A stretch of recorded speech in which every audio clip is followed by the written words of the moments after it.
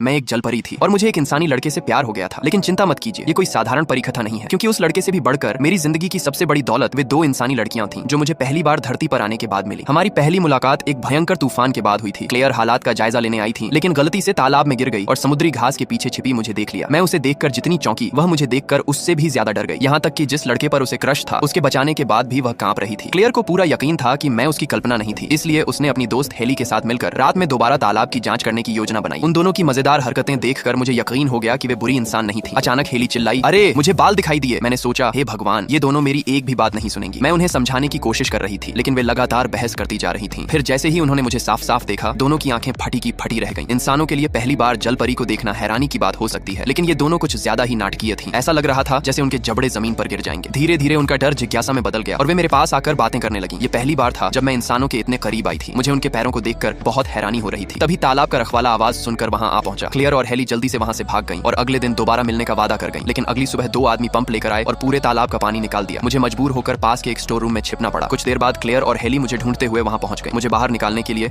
Heli ने अपने कपड़े मुझे पहनने के लिए दिए, लेकिन यह पहली बार था जब मैं इंसानी कपड़े पहन रही थी। मैं पूरी तरह उलझ गई। हेली हंसते हुए बोली, नहीं ऐसे नहीं, अपने हाथ यहाँ से निकालो। इंसानों की दुनिया की हर चीज मेरे लिए नई और रोमांचक थी, लेकिन मैं सिर्फ घूमने फिरने के लिए धरती पर नहीं आई थी। मैं अपने पिता समुद्र के राजा द्वारा तय की गई शादी से बचने के लिए भाग कर आई थी। मैंने उनसे एक शर्त लगाई थी, अगर मैं 3 दिनों के भीतर धरती पर अपना सच्चा प्यार ढूंढ लूं तो मेरी सगाई रद्द कर दी जाएगी। लेकिन एक समस्या थी, जैसे ही मैं पानी को छूती या सूर्यास्त होता, मेरी पूंछ वापस आ जाती, इसलिए मेरे पास बहुत कम समय था। तभी समुद्र किनारे मुझे एक सुंदर और आकर्षक युवक दिखाई दिया। मैंने उसी क्षण तय कर लिया कि वही मेरा सच्चा प्यार है। मैं दौड़कर उसके पास गई और बिना किसी झिझक के पूछ बैठी, क्या तुम मुझसे प्यार करते हो? लेकिन उसने मुझे तुरंत मना कर दिया। मेरा दिल टूट गया। मैं वापस क्लेयर और हेली के पास पहुंची और उनसे मदद मांगी। जब उन्हें पता चला कि जलपरी की मदद करने पर कोई भी इच्छा पूरी हो सकती है, तो वे तुरंत उत्साहित हो गए। लेकिन एक समस्या थी, रेमंड लगभग हर लड़की का सपना था। उसे जीतना आसान नहीं था। मेरी मदद करने के लिए दोनों लड़कियां मुझे साइकिल पर बिठाकर बार बार उसके घर के सामने से गुजारने लगी। आखिरकार रेमंड का ध्यान मेरी ओर गया, लेकिन तभी मैं गलती से गिर पड़ी। रेमंड तुरंत दौड़कर आया और बहुत प्यार से मेरी चोट पर पट्टी बांधी। उस पल मेरे दिल की धड़कनें और तेज हो गई। इसके बाद क्लेयर और हेली ने मुझे रोमांस सिखाने के लिए ढेर सारी प्रेम कहानियों और रोमांस मैगजीन पढ़ाई। उन्होंने कहा कि अगर मुझे रेमंड का दिल जीतना है